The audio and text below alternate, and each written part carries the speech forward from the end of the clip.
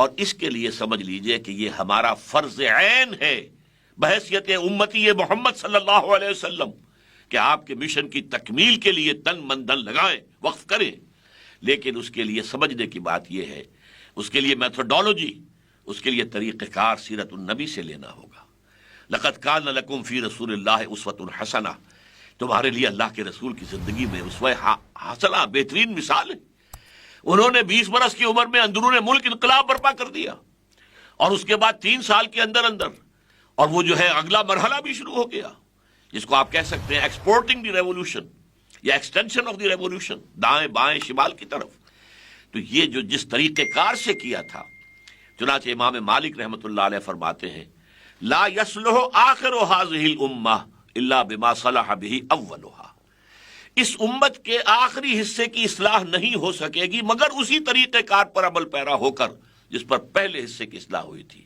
اب یہ پہلا اور آخری اس حدیث کی روح سے سمجھ لیجئے. حضور نے فرمایا میرا دور، پھر خلافت علی منہاج النبوہ. امت کی تاریخ کا پہلا دور کیا ہے؟ خلافت علی منہاج النبوہ، خلافت راشدہ.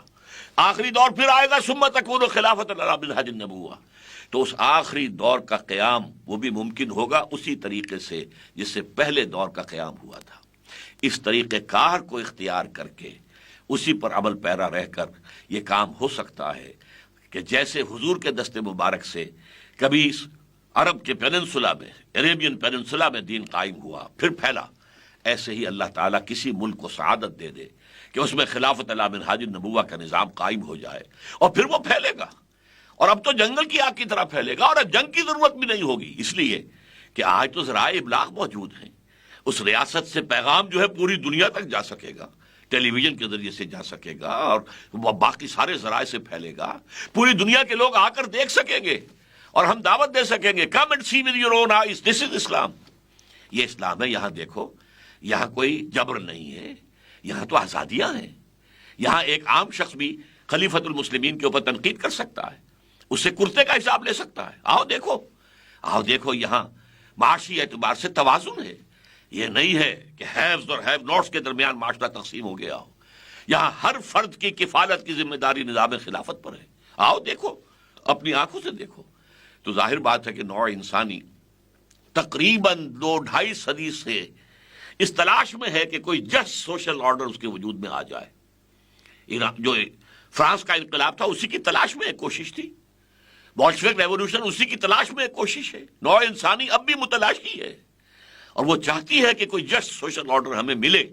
اگر اس کی مثال وہ جسٹ سوشل آرڈر جو محمد رسول اللہ نے قائم کر کے دکھایا تھا، ہم کسی ایک سائزبل ملک میں اس کو قائم کر کے دکھا دیں تو دنیا ٹوٹ پڑے گی، اس کو قبول کرے گی، بھاگ کرے گی. اور پھر وہ دین جیسا کہ حضور نے فرمایا کل روئے ارضی پر چھا جائے گا. لیکن اس کے لیے جیسا کہ میں نے عرض کیا، تن من دھن وقف کرنا ہوگا اور میتھڈالوجی وہی اختیار کرنی ہوگی جو سیرت سے ماخوذ ہو، اور اس کے نتیجے میں پھر تکمیل ہو جائے گی جس کی علامہ اقبال نے خبر دی ہے. انہوں نے کہا ہے کہ وہ وقت آئے گا، شب گریزہ ہوگی آخر جلوہ خورشید سے، یہ چمن معمور ہوگا نغمہ توحید سے. یہ پورا عالم انسانیت نغمہ توحید، لا الہ الا اللہ، ان الحکم الا للہ، لا حاکم الا اللہ، اللہ کے سوا کوئی شارع نہیں ہے، اللہ اور اس کے رسول کی شریعت ہوگی جو نافذ ہوگی. اللہ تعالیٰ، اور یہ بات آخری کہہ رہا ہوں، اسی کا خواب دیکھا تھا علامہ اقبال نے 1930 میں ان کے خطبے میں ہے.